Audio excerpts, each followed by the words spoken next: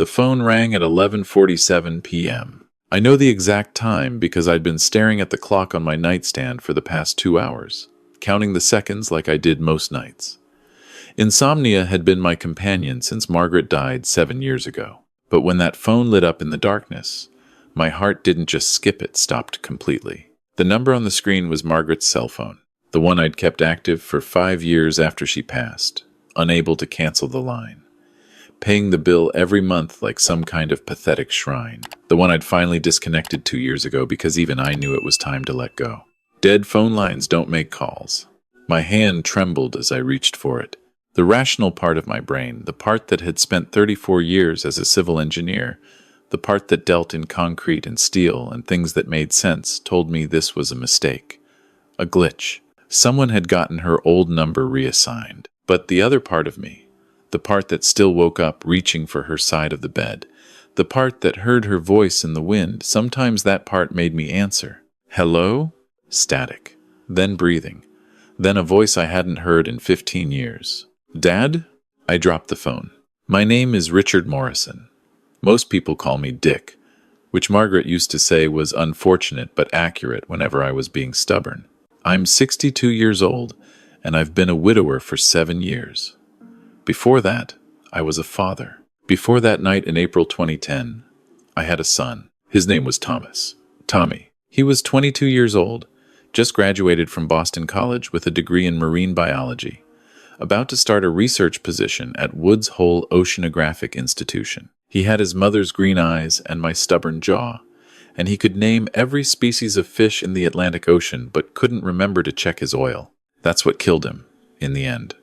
Or what we thought killed him. The engine seized on Route 2 heading toward Gloucester. He pulled over, got out to check under the hood. A semi-truck driver, high on meth and 3 days without sleep, drifted onto the shoulder, going 70 miles an hour. They said Thomas died instantly. They said he didn't feel anything. They said a lot of things that were supposed to make it easier. They cremated what was left. We held a memorial service at Old North Church, where Margaret and I got married 27 years earlier. I scattered his ashes in Gloucester Harbor, because he loved the ocean more than anything, except maybe his mother. That was May 2010. 15 years ago. The phone was still on the floor, the voice still coming through the speaker. Dad, please don't hang up. I know this is impossible. I know you think I'm dead, but I need you to listen to me. I picked up the phone with both hands to keep from dropping it again. Who is this? My voice sounded like gravel. What kind of sick? It's me. It's Tommy. I know about Red October. My blood went cold. Red October. The goldfish I bought Tommy for his 8th birthday. He'd just watched The Hunt for Red October with me and became obsessed with submarines. The fish lived for 6 years in a tank in his bedroom. When it died his sophomore year of high school, we held a funeral and flushed it down the toilet while Margaret played Amazing Grace on her phone. Nobody knew about Red October. It was a stupid inside joke between a father and son. We'd never told anyone. Not even Margaret knew we'd named it after the submarine. That doesn't prove anything, I said, but my hands were shaking so hard I could barely hold the phone. You could have, someone could have, the scar on my left eyebrow, from when I was 8 and tried to jump my bike over the ravine behind the Hendersons' place. You told Mom I fell off the jungle gym so she wouldn't ground me for a month. Jesus Christ. 12 stitches, the voice continued. You took me to urgent care. You bought me ice cream after and made me promise never to do something that stupid again. I promised. We did our handshake. The handshake. Our secret handshake we'd been doing since he was 6 years old. Fist bump, palm slide, finger snap, then both pointing at each other and saying, "Got your back." Every time I dropped him off at school. Every time he left for college. The last time I saw him alive, standing in our driveway, loading his car for the drive to Gloucester. "Stop," I whispered. "Please stop. I know you scattered my ashes in Gloucester Harbor. I know Mom died in 2018 from ovarian cancer. I know you sold the house in Lexington and moved to that condo in Cambridge because you couldn't stand being in the place where we all lived together. I know you're alone now and I'm sorry. I'm so goddamn sorry." I was crying. When had I started crying? "Where are you?" I asked. "Street Elizabeth's Medical Center. Emergency room. I'm..." A pause. The sound of someone talking in the background. I'm in bad shape, Dad. They said I had a seizure. I just remembered everything. I just remembered who I am. That's impossible. You died. I identified your body. But I hadn't, had I? The body had been too damaged. They'd used dental records. They'd shown me a photograph of a driver's license found near the scene. I need you to come, the voice said. Please. I know it's late. I know this sounds insane, but I need you to come now. How do I know this isn't... I couldn't even finish the sentence. A scam? A prank? A hallucination brought on by too many sleepless nights and too much grief? The dent in the red Volkswagen, the voice said quietly. In the garage. You backed into the mailbox the day after Mom died, and you were too destroyed to care. You never got it fixed because she loved that stupid car, and you couldn't bear to change anything about it. It's still there. License plate November Kilo 7389. I was already putting on my pants. The drive to Street Elizabeth's took 23 minutes. I made it in 15. The whole way there, my mind kept circling the same impossible thought. What if it's him? But it couldn't be him. I'd cremated him. I'd scattered his ashes. You can't cremate someone and then have them call you 15 years later from a hospital emergency room. That's not how the universe works. That's not how death works. Unless it wasn't him in that urn. The thought hit me like a physical blow, and I almost drove off the road. The Mass Pike stretched out before me, nearly empty at midnight. Streetlights flickering past like Morse code I couldn't decipher. If it wasn't Tommy who died that day on Route 2, then who was it? And where the hell had my son been for 15 years? I parked in the emergency lot and sat in the car for 5 minutes, hands gripping the steering wheel so hard my knuckles went white. Through the windshield, I could see the bright lights of the ER entrance. People coming and going, ambulances pulling up, life and death in constant rotation. Margaret would know what to do. Margaret always knew what to do. But Margaret had been dead for 7 years, and I was alone. And somewhere in that building was either my son or someone who knew enough about him to break my heart all over again. I got out of the car. The nurse at the intake desk looked up when I approached. She was young, maybe 30, with tired eyes and coffee stains on her scrubs. I'm looking for... I stopped. What was I looking for? Someone called me from here. Thomas Morrison. She typed on her computer. Frowned. Are you Richard Morrison? Yes. He said you'd be coming. ID, please. I showed her my driver's license. She studied it, then me, then the license again. Room 7. Down the hall, third door on the left. Dr. Chen wants to speak with you first. I want to see him. Sir, Dr. Chen really should. I want to see my son. She looked at me for a long moment, then nodded. Room 7. The walk down that hallway was the longest of my life. Longer than the walk down the aisle at Tommy's memorial service. Longer than the walk from Margaret's hospital room after they turned off the machines. Each step felt like moving through concrete. Room 7. The door was partially open. I stopped outside, hand on the frame, and looked in. There was a man in the bed. Hospital gown. IV in his arm. Bandages on his head. His eyes were closed. And in the fluorescent light, I could see every line on his face, every shadow. He looked like Tommy. Same nose, same chin, same shape to his mouth. But he also looked like a stranger. Older, weathered. There were scars I didn't recognize.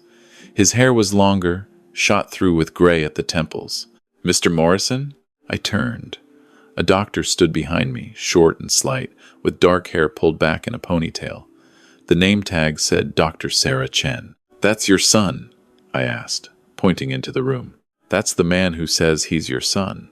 He was brought in 3 hours ago after a seizure at a homeless shelter in Dorchester. When he woke up, he was extremely agitated, insisting his name was Thomas Morrison and demanding we call you. A homeless shelter? He has no ID, no wallet. The clothes he was wearing are at least 5 years old and haven't been washed in months. He appears to be suffering from severe malnutrition, exposure, and... She paused. Mr. Morrison, this man has been living on the streets for a very long time. My son died 15 years ago. I know. I looked up the death certificate after he gave us your name, But here's the thing. Dr. Chen pulled out a tablet, swiped through some images. We ran his fingerprints through the system. They're not in any database. We took photos of his teeth for dental comparison. But without access to your son's actual dental records from 2010, we can't confirm anything. However, she showed me the tablet. It was a close-up photograph of the man's left eyebrow. There was a small scar cutting through it. He said you'd want to see this. He said it was from a bike accident when he was 8. My legs almost gave out. Can I talk to him? He's sedated right now. The seizure was significant. But yes, when he wakes up, you can talk to him. Mr. Morrison, I have to ask, is there any possibility your son wasn't in that car accident in 2010? They identified him. Dental records. Who performed the identification? I tried to remember. It had been such a blur. The state police, the medical examiner's office. Someone had called me, told me to bring Tommy's dental records from our family dentist in Lexington. I'd never actually seen the body. I don't know, I admitted. They told me it was him. Mr. Morrison, in 2010, before digital dental records were standard, identification wasn't always as accurate as we might hope. If the body was badly damaged, and the dental records weren't perfectly clear, mistakes could happen, especially if she hesitated. If what? Especially if someone wanted a mistake to happen. The words hung in the air between us like smoke. What are you saying? I'm saying this man knows things about your son that would be very difficult for a stranger to know. I'm saying he has scars in the exact places he says he should have scars. I'm saying his bone structure, his facial features, even his voice, according to you, they all match. I'm saying that either this is an incredibly elaborate con, or my son didn't die in 2010. Yes. I looked back into the room. The man in the bed had shifted slightly, his face turning toward the window. In the dim light, I could see it clearly now. The slope of his nose, the shape of his ears, the way his hair grew in a cowlick on the left side. Tommy had that same cowlick. I used to ruffle it when he was little. I need to know for sure, I said. I need DNA testing. Already ordered. Results will take a few days.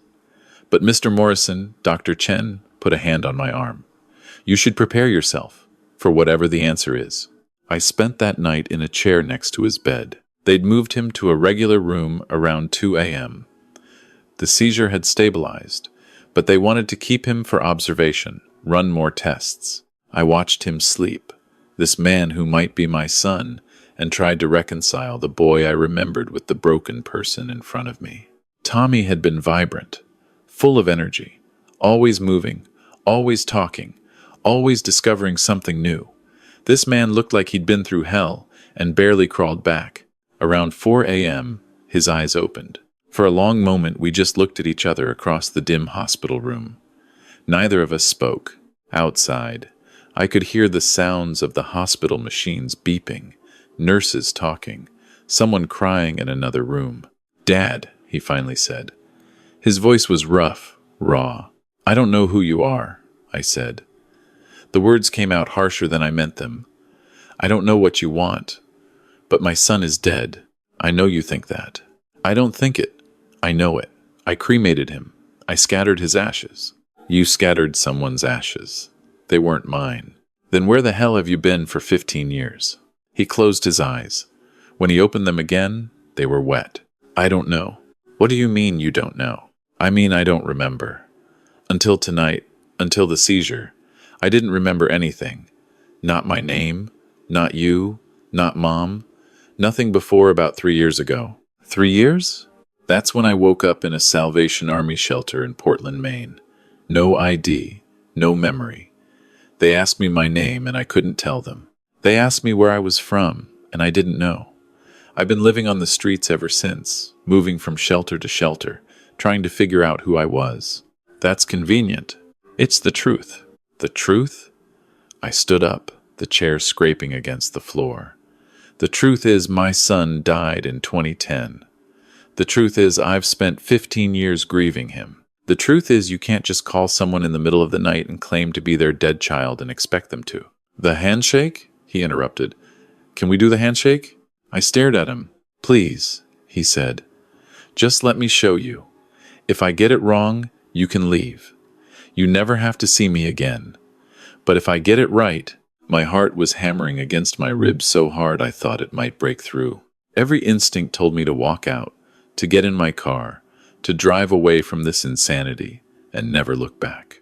But I held out my fist. He reached across the bed with his right hand, his movement slow and careful around the IV. Our fists touched, bumped once. Then his palm slid across mine. Our fingers snapped together in perfect synchronization. Then we pointed at each other. "Got your back," we said simultaneously. I sat down hard in the chair. "Jesus Christ," I whispered. "I know. How? I don't know. When I had the seizure, it was like a dam breaking in my head. Everything just flooded back. You teaching me the handshake when I was 6. Red October dying when I was 14. Mom reading to me at night, the smell of her perfume. Your terrible dad jokes. Everything. All at once. Why now? Why after 15 years? The doctor said sometimes traumatic brain injuries can cause amnesia, and sometimes recovery can be spontaneous, triggered by another trauma. The seizure might have." He stopped, shaking his head. "I don't know how it works. I just know I remember now. I remember everything. And I need you to believe me." "The body," I said. "If it wasn't you, who was it?" "I don't know.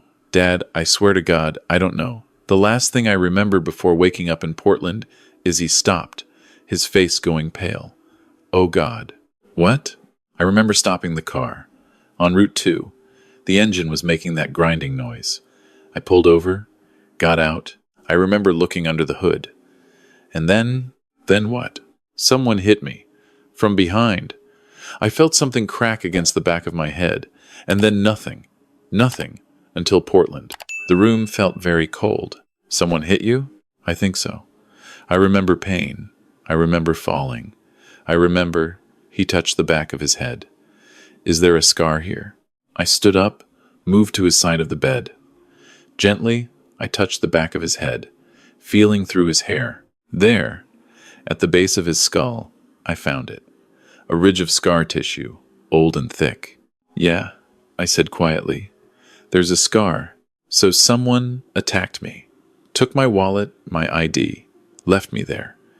And when that truck driver came along, he thought the body on the side of the road was you," I finished. "Because your car was there, your registration, your license at the scene. But it was someone else. Someone else died, and they identified him as me." We sat in silence for a moment, the implications settling over us like snow. "This doesn't make sense," I said. "Even if someone attacked you, even if you had a brain injury and lost your memory, where have you been for 12 years? Between 2010 and Portland in 2022? I don't know. I have flashes, images.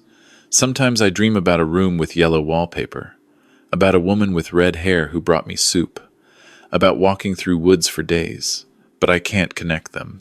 I can't make them make sense. We need to go to the police and tell them what? That I'm a dead man?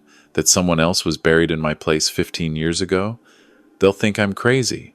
They'll think you're crazy for believing me. The DNA test will prove it. Will it? Dad, I don't have any records. They cremated whoever was in that accident. There's nothing left to compare my DNA to except you. And that will only prove I'm related to you. Not that I'm specifically Thomas Morrison. He was right. God help me, he was right. There has to be something, I said. Some way to prove. The dental records, he said suddenly.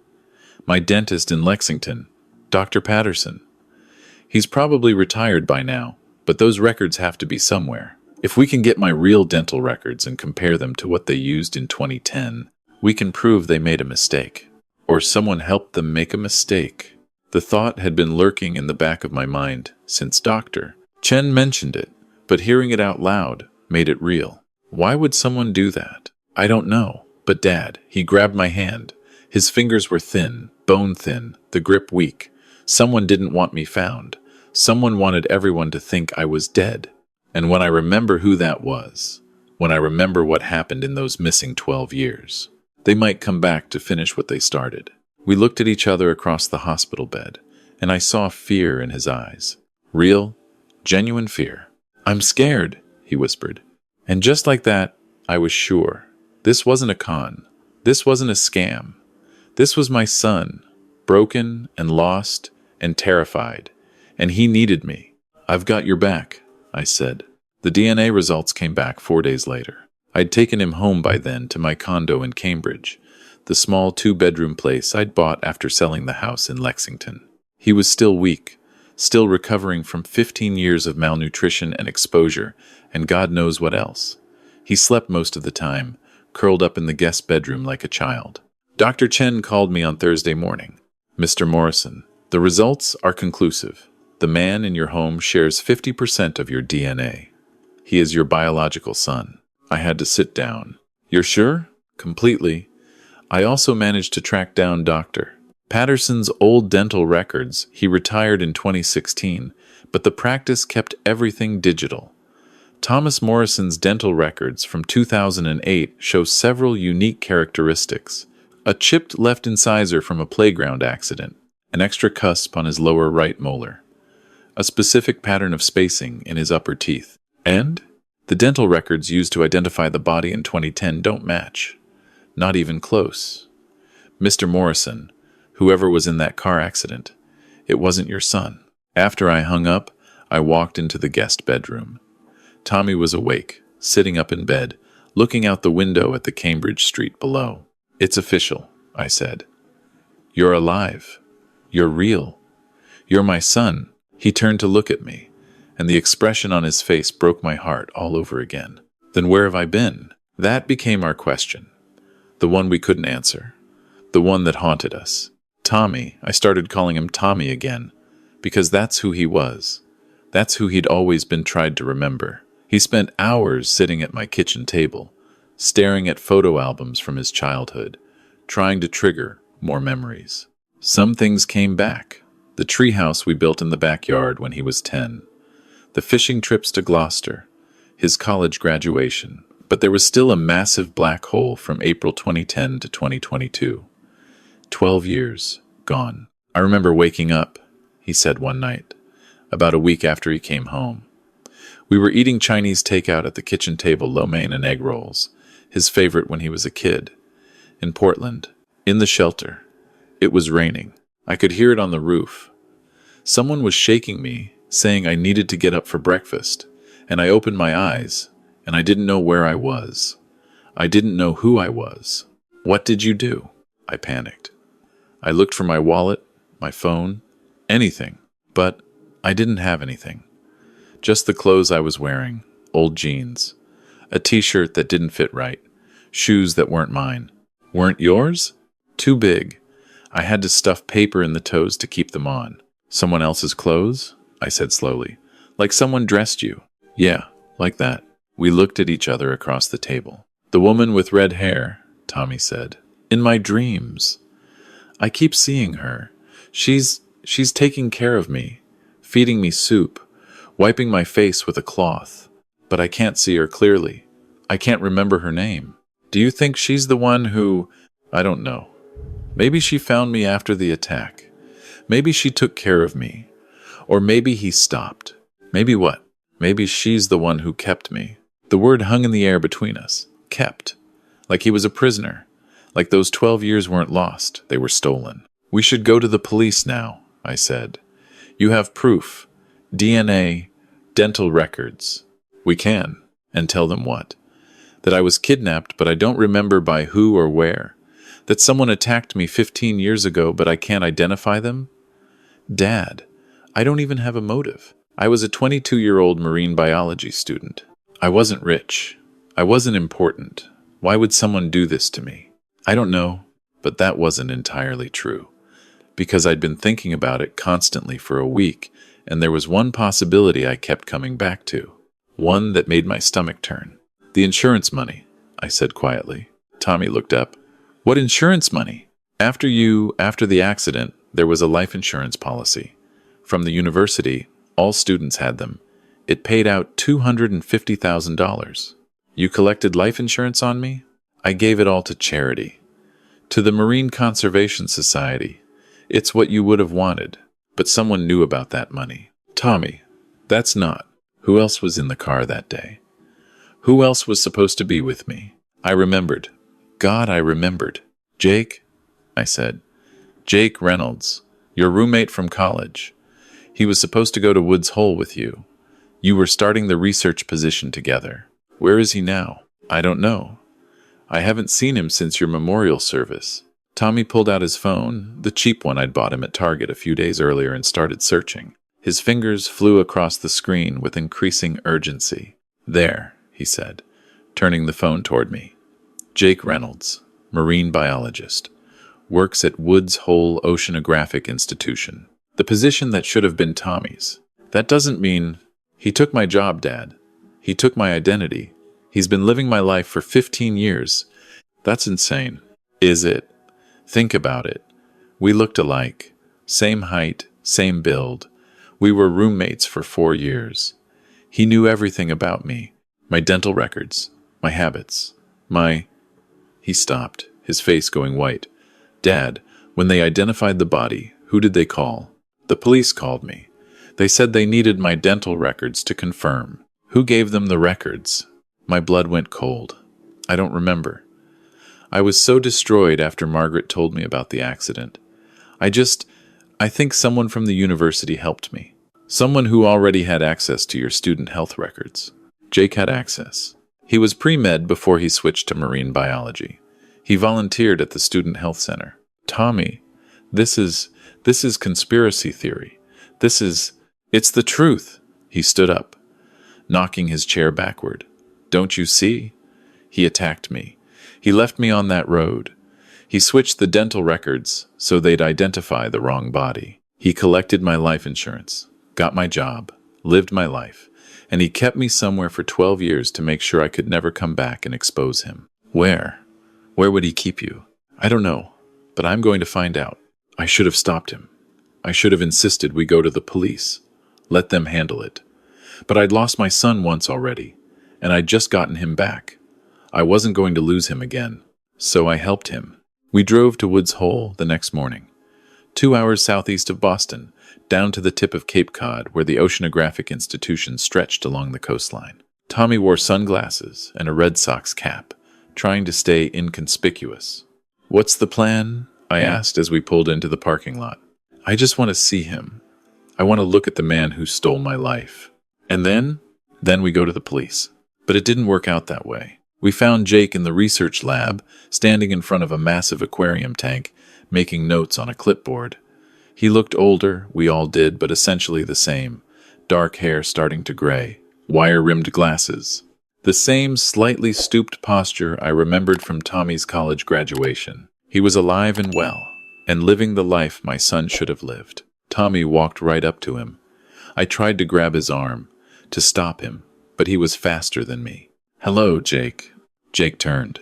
The clipboard clattered to the floor. For a long moment, they just stared at each other. Jake's face went through a series of expressions: confusion, recognition, understanding, and finally, something that looked like resignation. Thomas, he said quietly, you remember me. Of course I remember you. You're supposed to be dead. Yeah, funny how that worked out. Jake looked past Tommy to me, then back. How? How am I alive? Or how did I figure out what you did? I didn't. Don't. Tommy's voice was sharp. Don't you dare lie to me. I want to know where I was. I want to know what you did with 12 years of my life. Jake was shaking. Actually shaking. I can explain. Then explain. But before Jake could speak, a woman walked into the lab. Red hair pulled back in a ponytail. Maybe 55 years old. She took one look at Tommy and dropped the folder she was carrying. Oh my God, she whispered. Tommy turned to her, and I saw something flicker across his face. Recognition.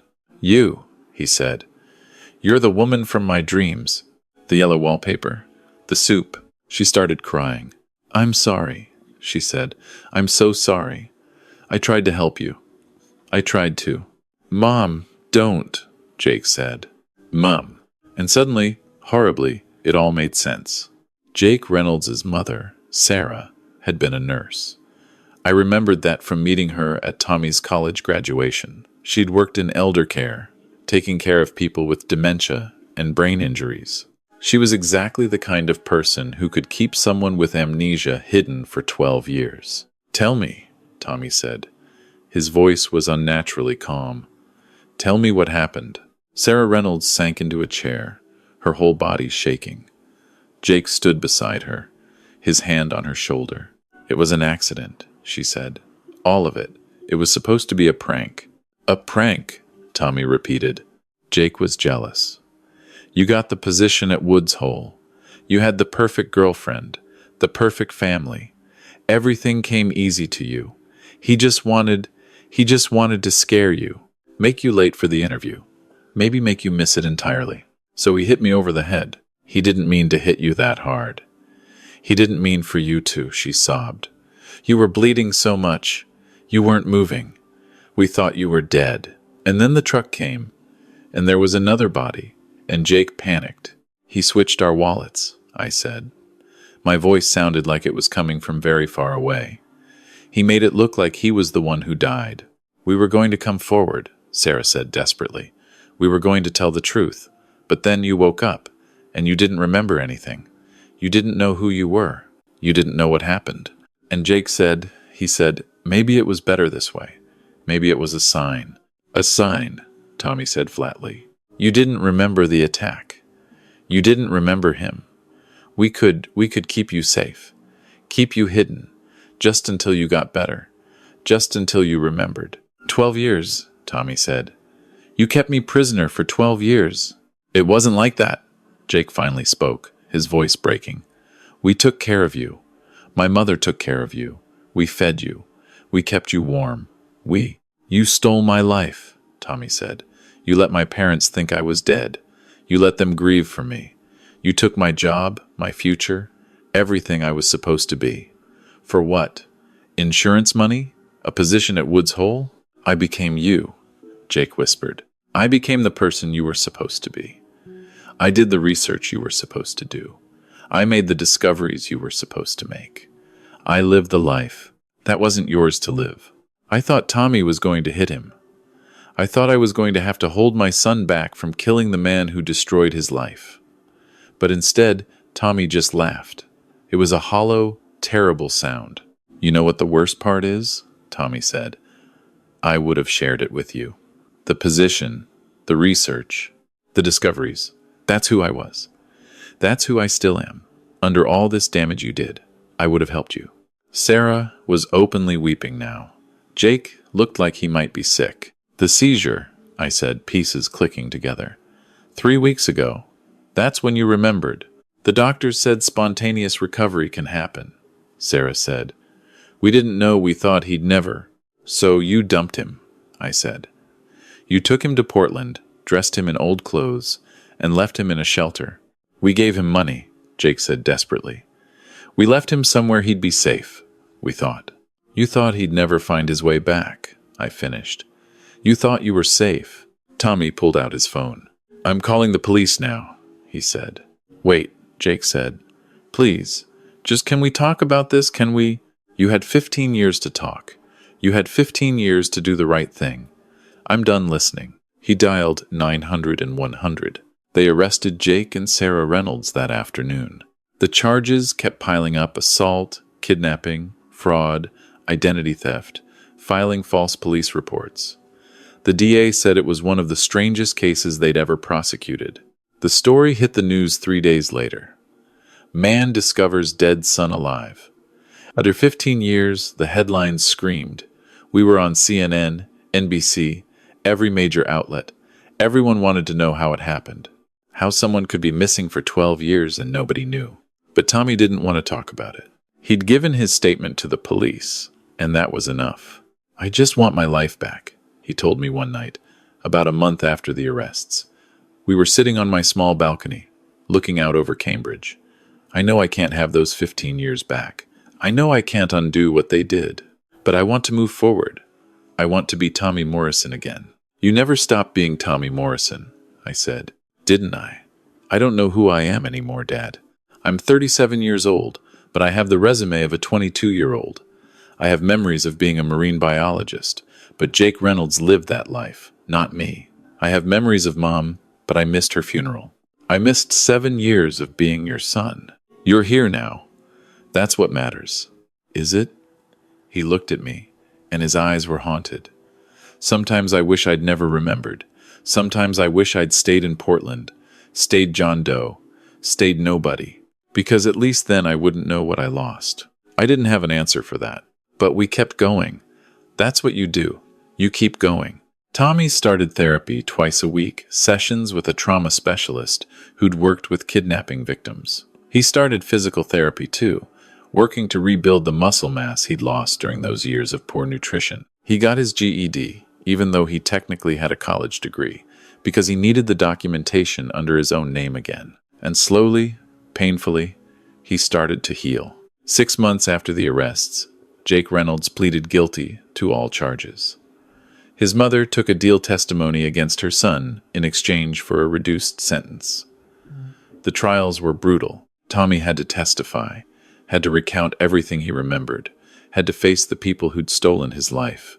Jake got 25 years. Sarah got 10. It wasn't enough. It would never be enough. But it was something. On what would have been Tommy's 38th birthday, his first real birthday in 15 years, I took him back to Gloucester Harbor. We stood on the dock, where I'd scattered his ashes all those years ago, and we watched the sun set over the Atlantic. "Do you remember this place?" I asked. "Yeah. I used to come here with Mom. She loved watching the boats come in.